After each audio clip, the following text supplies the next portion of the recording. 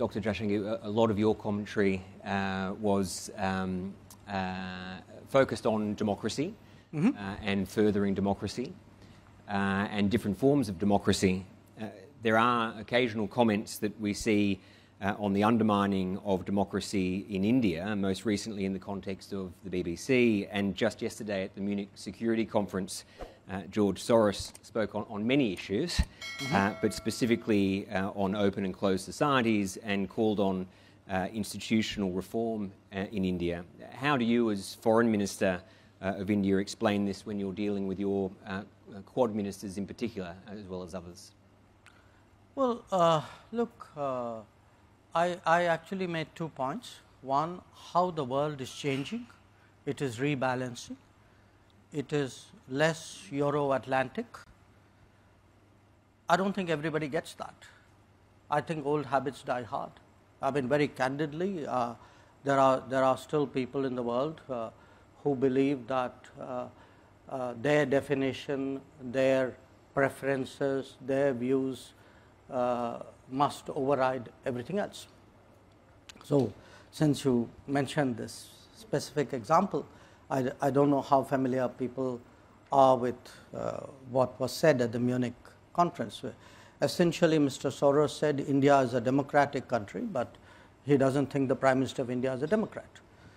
By the way, a few years ago, in the same conference, I was there at that time, he actually accused us of planning to strip millions of Muslims of their citizenship, which of course didn't happen. It was a ridiculous suggestion. But you have to understand what this actually means.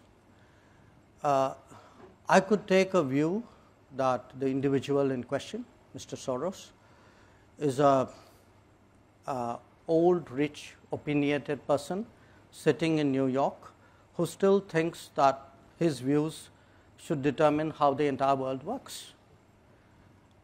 Now, if I could only stop at old, rich and opinionated, I would put it away. But he is old, rich, opinionated and dangerous, because what happens is when such people and such views and such organizations, they actually invest resources in shaping narratives. I spoke about globalization. Now, what globalization does is it actually creates lot of the seamlessness of globalization, which creates all the opportunities, also allows narratives to be shaped, money to come in, foundations to go about their agenda. Now, in this particular case, I mean, it is very clear that he has very strong political preferences.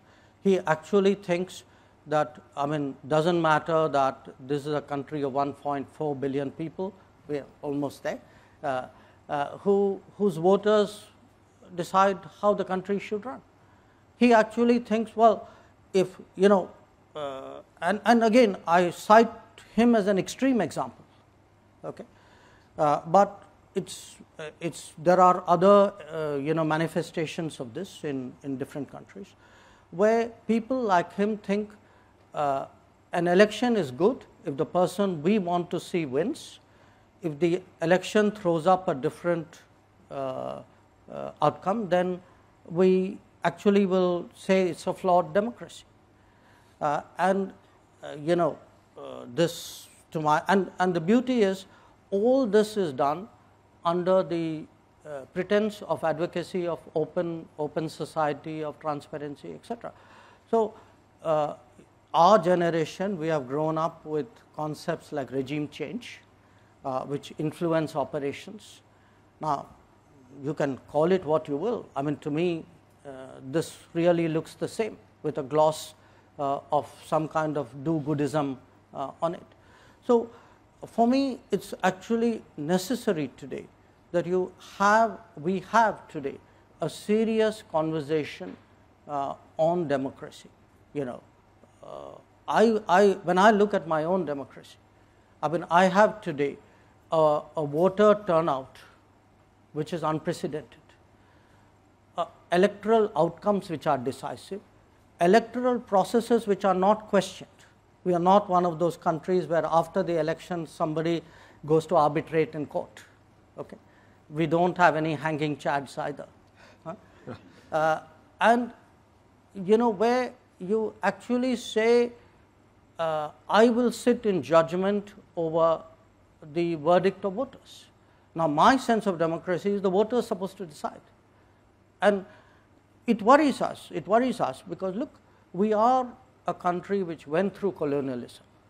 We know the dangers of what happens when there is outside interference in whatever guise in your politics. If you do this kind of scaremongering, like millions of people will be deprived of citizenship, it actually does real damage to our societal fabric, because somebody out there believes you, and you don't leave it to accident, by the way, you back it up with an operation. So you create that kind of fear psychosis, and then you use that to validate your original judgment. So I do think today between, whose democracy, whose globalization, why, the transparency of how global processes work, these are real issues which need to be debated.